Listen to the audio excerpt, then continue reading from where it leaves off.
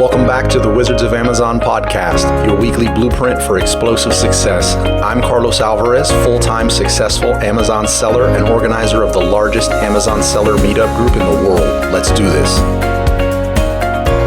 Welcome to the Wizards of Amazon podcast. My name is Carlos Alvarez. I will be your host for the show.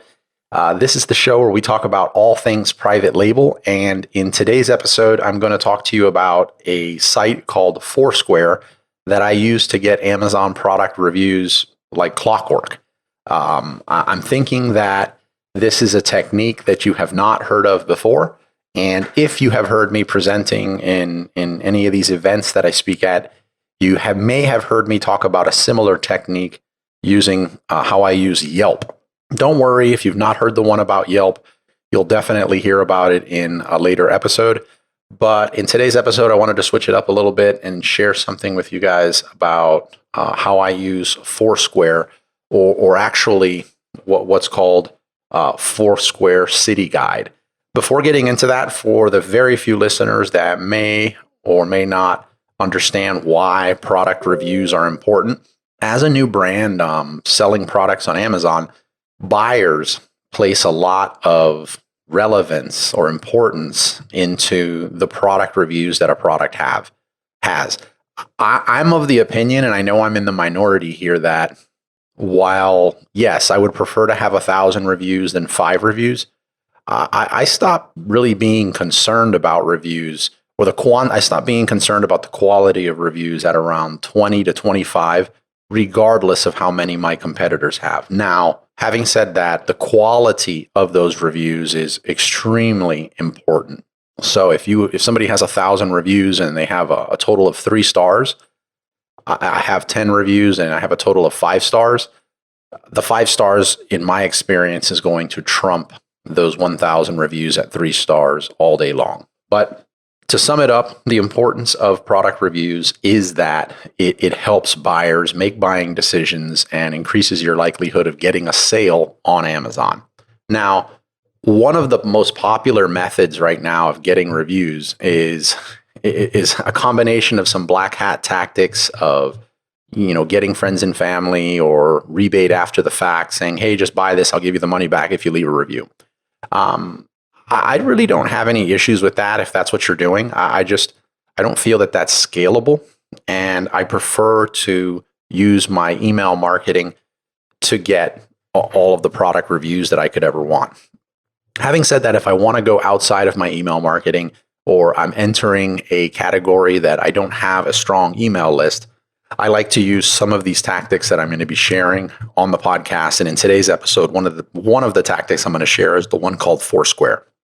Something to keep in mind, though, too, if you're using a lot of these review sites, is that Amazon rates buyers with quality scores or reviewer scores. So these freebie seekers, or people that are making a living and or a profession based on free products that they're receiving, that quality score of that reviewer is not good. It's going to raise a lot of red flags on your account, and it's really not going to give your product the oomph that you want with product reviews. So Foursquare. You can find the Foursquare City Guide by going to Foursquare.com. I have no affiliation with Foursquare. I wish I did. But just to walk you through this, you go to Foursquare.com, and under the tab called Products, you hover over Products and you go to City Guide, which for me is the last one. Once you go to City Guide, and this is a really powerful thing, you can plug in any city, anywhere you want on their map view, on the location that you want to make your search in. So I'm in Miami, Florida. I'm going to leave it on Miami. I'm going to go search for, my examples are usually, coffee, tango dance shoes, or something like that. So we're going to go with coffee. When I search coffee, obviously what's coming up is not, brands of products of coffee to buy, which is actually a great thing. This is actually coffee shops that are going to come up. So this is Foursquare's goal is to almost be a Yelp, and it's to be a spot where people that want to go out and have a good time, spend money, purchase things, have fun, will use them as an option to see ideas and to say, oh, I'm thinking about going to the Salty Donut. Let's check Foursquare. We look at the Salty Donut and we can see, how pricey it is, what previous patrons have said about the place via reviews, the location, the hours of operation, all of that. That's the main purpose of Foursquare. So we're going to use it slightly differently. So I searched for coffee, and it pulled up suggestions for coffee near Miami. Whatever you search, it's going to do the same thing. And I'm just going to look at the first one. So I'm looking at Vice City Bean. And when I clicked on Vice City Bean, it opened up like you would expect, Vice City Bean, showed me the location, and it showed me the tips and reviews that were left. In this case, there's only 12. This is one location and it has 12. I'm able to see all of these reviews that were left, mind you, with images, video. I'm able to see this, and I'm able to see the reviewers' names. So that in and of itself is not really a big deal. We can see reviewer names anywhere. But what is a big deal about Foursquare is you can actually click on those names, right? Go figure. And when you start clicking on those names, I'm just going to randomly pick one here, Whale Hazazi, and hope I said that right.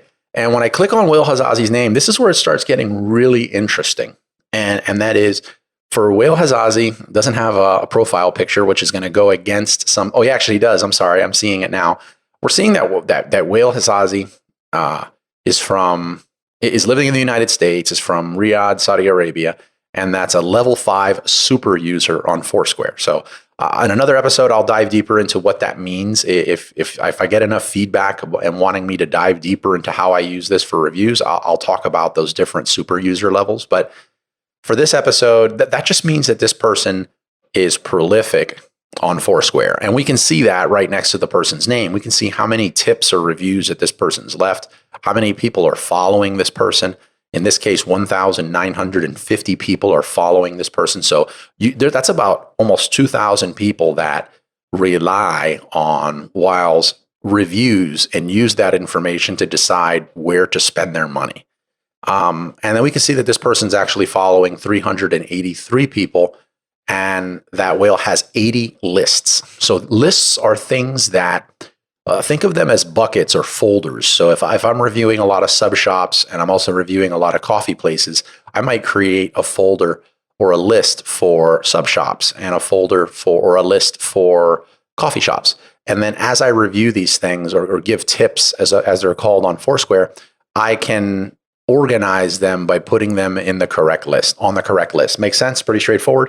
Now, that's by the way, the tips, all the reviews that Wile has left, all of the followers, the people following, and the 80 lists, those are all clickable. We can click through and we can see all of that information, but we're not going to go into any of them right now. I'm going to touch briefly on one of them in a little bit, but what we're looking at is the magic right beside Whale Hazazi's name. And that is the Facebook icon, the Twitter icon, and the Instagram icon. And like you might suspect right now, or hopefully, I have goosebumps. I do this all the time, but I have goosebumps just thinking about it. When you click on any of those icons, it takes you, guess where? It takes you to that person's profile on the respective social media platform where you can just connect with them, message them, and start the relationship up there. This is something that you could create a process for and have your virtual assistant reach out and make a connection with this person for, with the ultimate goal of hoping that this person who's already proven based on them being a level 5 super user is into reviewing products and is into reviewing products in your category and is also, takes pride obviously in being a reviewer. This is something that they enjoy doing. So this is the perfect fit for what we want to do on Amazon. We want to find someone that likes reviewing products, not necessarily on Amazon, so their reviewer score is still up. We want to find somebody that leaves really good in-depth reviews, and we want to find somebody that has those 2 boxes checked and is in our niche, is focused on our niche of products. So in this case, perhaps it was coffee. Now, on Twitter, we can reach out directly to Whale, Instagram, Facebook, like you would imagine. Full access right there. Let's say that you didn't want to message this person on the Foursquare platform, which you have the option of doing. But if you didn't want to do that, you could just message them directly on social media. All right. So how I use this is pretty much similar to what I just alluded to. I gather and I create an Excel or a Google sheet at this stage, I have one of my assistants create a Google sheet with all of the reviewers that they could find that have reviewed, in this case, let's say coffee products or coffee locations within a 50-mile radius of a certain location.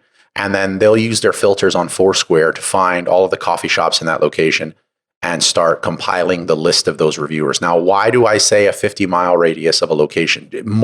That's not so important, but this is massive. This is not, oh, let me do this for a couple of weeks and then I'm going to exhaust all of the reviewers that are on Foursquare. No, if you don't set some parameters, it'll just run crazy as far as where do you start, where do you begin, tracking progress.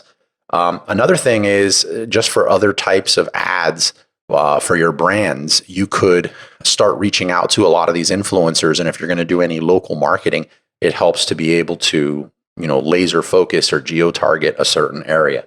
Now, once I have this list compiled, I think this is important. There's some major mistakes that I've seen people make that, perhaps they've heard what I've said so far. They love the fact that they can easily find people on Foursquare. So they just, hit stop on this, don't listen to it, or they leave the place where I'm presenting at and they decide to just go ahead and do it. So they create a Foursquare profile and they write some quick message and then they copy paste it and they basically spam, or what I like to call message bombing. They message bomb, 50 to 100 people on Foursquare. And then guess what happens? Their account gets banned for misuse of the account. Yeah. I mean, obviously, if you're going to use the account like that, you went from not even having a profile to just, message bombing 50 people. It's an abuse of the platform. It's not what it was meant to be used for. And you will get banned from Foursquare. So don't do that. Another thing you don't want to do is, and I see this all the time, same thing as before, they message bomb 50 people and they never even took the time to set up their profile. As somebody that has created and organizes and admins some pretty massive groups in different categories, I can tell you that anytime somebody attempts to even join these groups and does not have so much as a profile picture, that raises a lot of red flags for me. So the person that is the reviewer that has captured your attention, that's the same first impression they're going to have when you reach out to them.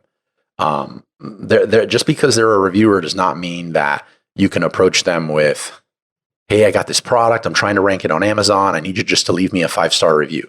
These reviewers, they take pride in their reviews, so you have to approach it a different way. And I'll share a bit of how I approach it in a little bit. But so not creating a profile, not setting up your profile, not connecting your social media, accounts to your profile, I call that profile ghosting.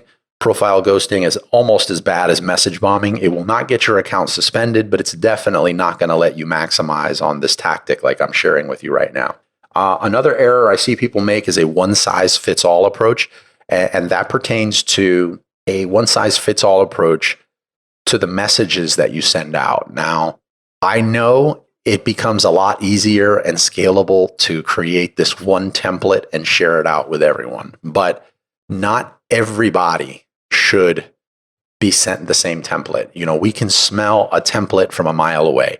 Having said that, there's a lot you could do to flesh out a lot of what you want to say, but I found that dropping in a unique line or two specific to some reviews that they left or a location that they left a review at, just it does amazing. It really makes a huge difference in getting people to respond to you when you reach out to them. So don't send out these boilerplate templates. Final mistake that I see a lot of people make, and you don't have to do this. I know a lot of people at this point, when they hear this one, they're going to be like, this sounds like too much work. But be a reviewer. I'm not saying, take 30 minutes out of your day and start building up a Foursquare profile just so that you can use this tactic. By no means, but you go out places, whatever places you normally come across, these places, like wherever you buy food, wherever you get your coffee, wherever you go out, these places have a profile on Foursquare. Just take a second and review it. Snap a picture of the front of the place, the drink you got, just anything. does not have to be an in-depth review, but leave some reviews. And that way, I think that goes hand in hand with, profile ghosting. Flesh out your profile, leave a few reviews. Don't go into the template and mention that you really love reviewing too, and then the person can clearly see what sort of reviews you left. So I find being a reviewer and reviewing a few things at least goes a long way into establishing the legitimacy of your Foursquare account. So now, how do I approach everybody? I usually first follow them on social media, and I don't immediately follow them and then immediately start liking the last 4 months of their posts, but I follow them, and then we update the Google Sheet on their profile to let us know, like, we reached out to this person on such and such date, or we reshared their tweet, or we tag them tweeting a review that they left on Twitter. Whatever action you took, we do that. We mention it on the Google Sheet. So you're almost looking at this as if it's you're fleshing out a CRM almost on this person, or this person's in your, very elementary CRM. And at a certain point, we reach out to the person, and I'll say, look, I really loved your review about, I'll use this one that I just pulled up in front of me right now, Vice City Bean. Like, I really loved your review at Vice City Bean on, such and such. If you don't live in the location, like say you don't live in Miami, Florida, be like, I recently visited Miami, Florida, or my friend, my family member, a good friend of mine who lives in Miami recently went there and said the coffee was absolutely amazing. I was looking it up and saw that. I also noticed your review caught my attention, and I'd love to chat with you. I have a coffee brand, and we're launching a new product. Don't worry, I don't want you to buy anything. I would just like your input, since you obviously are an amazing reviewer and you're familiar with the coffee space. I'd love to send you a free product to get your 2 cents on it. Or I have this product being manufactured.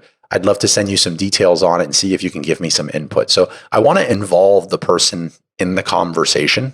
I want to do that. I want to strike up a conversation with them. What I'm not doing is I'm not sending them a link immediately to my ManyChat to then send them into some bot flow, but I'm having a conversation with them there. Again, this is the type of conversation that you definitely could have, someone on your team or a virtual assistant handling for you, because once this starts picking up steam, it really, really does pick up steam. It's going to get massive. It's going to get time consuming.